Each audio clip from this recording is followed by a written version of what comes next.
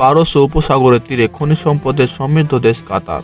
1851 সালে প্রতিষ্ঠার পর থেকেই দেশটিতে রাজতন্ত্র কায়েম আছে।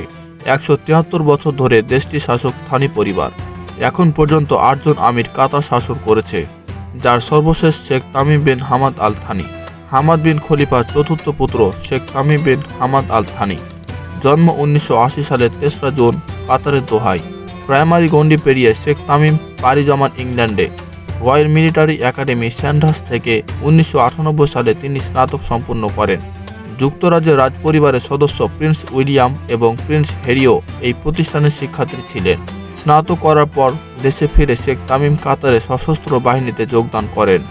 2003 সালে শেখ তামিমের বড় ভাই শেখ জসিম বিন হামাদ সিংহাসনের দাবি ত্যাগ করেন। শেখ তামিম হয়ে যান যুবরাজ, কাতারের সিংহাসনের উত্তরাধিকারী।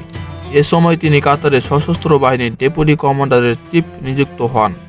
একই সাথে তিনি স্বাস্থ্য, শিক্ষা, পরিবেশ, খনিজ সম্পদ, তথ্য ও যোগাযোগ প্রযুক্তির মতো মন্ত্রণালয়ের ও সংস্থার প্রধান হিসেবেও দায়িত্ব পালন করেন।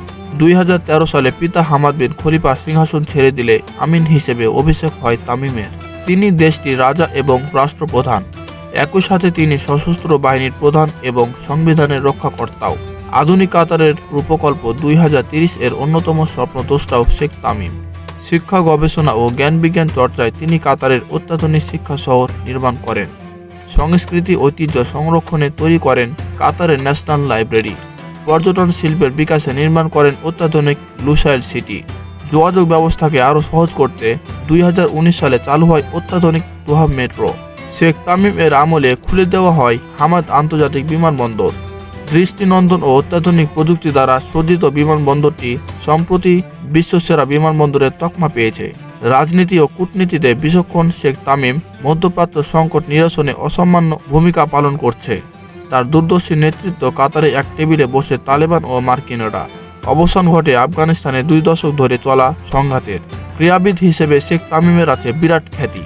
তার প্রতিষ্ঠিত Oryx Qatar sports investment company Paris Saint Germain football ক্লাবের স্বত্বাধিকারী। শেখ তামিমের বিশেষ আগ্রহ আর প্রচেষ্টায় কাতার 2014 সালের সাঁতারের বিশ্ব চ্যাম্পিয়নশিপ ও 2022 সালে ফুটবল বিশ্বকাপ আয়োজনের সুযোগ পায়। 2030 সালে এশিয়ান গেমসের আয়োজক ও কাতার।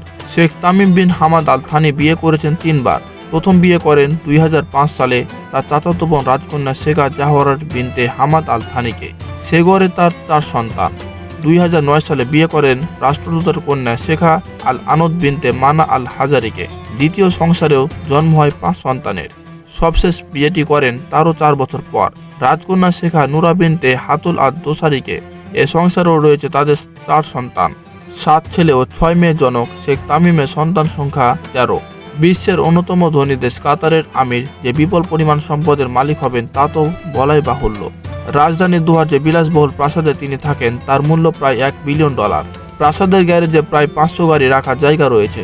কিন্তু শেখ তামিমের সম্পদের পরিমাণ কত তা নিয়ে আছে ধোঁয়াশা। ইন্টারনেট বলছে ক্ষমতাসীন এই রাজপরিবারের সমষ্টিগত সম্পদের পরিমাণ প্রায় $335 মিলিয়ন।